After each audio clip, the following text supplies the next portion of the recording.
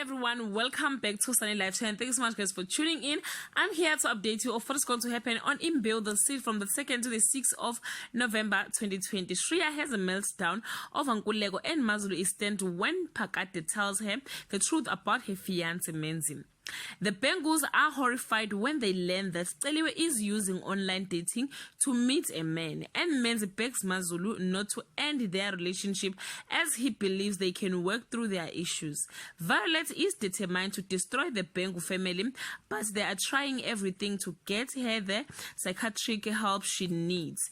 Guys, Phakade has tried everything in his power to separate Menzi and Mazulu, but it seems as if he is fighting a war without a crown. Violet is taking all the attention for herself. Please continue to watch Imbewu so that you can see the end of Phakade's entanglement. Thank you so much guys for watching this video. See you on my next upload. Bye.